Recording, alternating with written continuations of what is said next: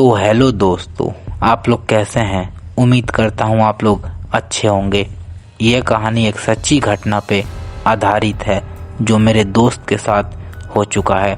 तो फटाफट आप अपने हेडफोन को लगा लें और कहानी को ध्यान से सुनें। आइए कहानी को शुरू करते हैं। ये कहानी शायद आप लोग को कोई आम किस्सा लगे, लेकिन ये हादसा मेरे बेहद करीब दोस्त आर्यन के साथ हुआ था और आज भी अगर उसके घर के बाहर रात के 12 बजे कोई डोरबेल बजा देता है तो वह डर के मारे कांपने लगता है। आर्यन शहर के किनारे एक नए अपार्टमेंट में शिफ्ट हुआ था। सोसाइटी अभी पूरे तरीके से बसी नहीं थी, इसीलिए सन्नाटा पसरा रहता था। उसके घर के ठीक पीछे एक पुराना बरगद का पेड़ और एक खंडहर कोठी था। वहाँ के लोग कहते थे वह कोठी का मालिक एक रात अचानक से गायब हो गया, फिर वह कभी नहीं मिला। रात के 11:15 बजे आर्यन अपने लैपटॉप पे काम कर रहा था। पूरा घर शांत था, सिर्फ घड़ी की टिक टिक सुनाई दे रही थी। अचानक मेन गेट पे दस्तक हुई। आर्यन ठिठक गया। उसने सोचा इस वक्त कौन होगा, शायद जोमेटो वाला रास्ता भटक गया होगा। उसने आई होल दरवाजे के छेद से बाहर की ओर झांका।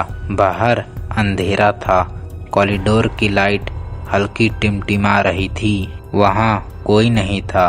आर्यन इसे हवा का झोंका समझ के इग्नोर कर दिया। ठीक 10 मिनट बाद इस बार दस्तक तेज थी, जैसे कोई लकड़ी को तोड़ देना चाहता हो। फिर आर्यन ने झटके से दरवाजा खोला और चिल्लाया, कौन है भाई, मजाक बंद करो। लेकिन बाहर एकदम सन्नाटा, सिर्फ लिफ्ट के पास वाली लाइट बंद चालू हो रही थी। आर्यन का माथा ठनका। उसने बाहर कदम रखा और गैलरी के आखिरी छोर तक देखा। वहाँ कोई छिपने की जगह नहीं थी। फिर वह जैसे ही अंदर आया, कुंडी को लॉक किया, वैसे ही उसका फोन बजा। एक अननोन नंबर। उसने फोन उठाया और बोला, हेलो।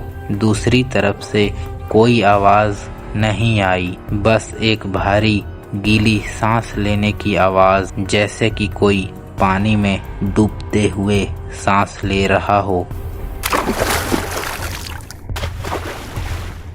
आर्यन अब गुस्से में बोला, तुम जो कोई भी हो, अब मैं पुलिस को फोन करने जा रहा हूँ।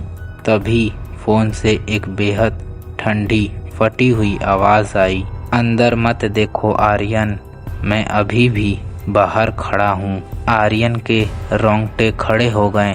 उसने तुरंत कॉल काटा। डर के मारे उसका गला सूखने लगा। वह पानी पीने के लिए किचन की ओर मुड़ा।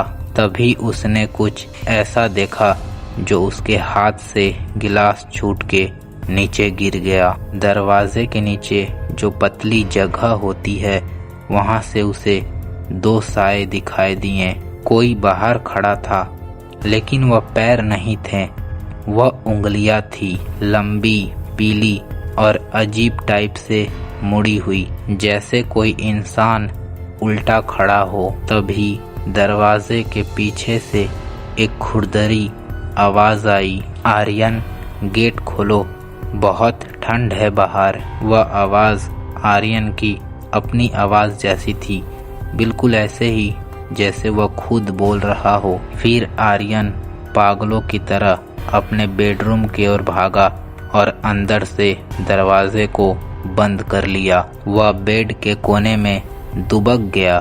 उसे लगा कि वह सुरक्षित है, लेकिन तभी उसे एहसास हुआ उसके कमरे वाले अंदर आईना पे भाप जमी हुई थी, जैसे किसी ने अभी अभी वहां पे सांस ली हो। और वह भाप में उंगली से लिखा था, पीछे मत मुड़ना। आर्यन की चीख निकल गई।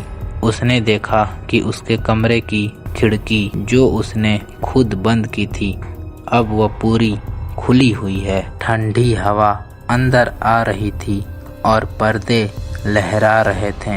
वह पर्दे के पीछे एक लंबा काला साया खड़ा था जिसका कोई चेहरा नहीं था, सिर्फ एक खाली गड्ढा था जहाँ पे आंखें होनी चाहिए थी। वह चीज धीरे धीरे आर्यन की तरफ बढ़ी।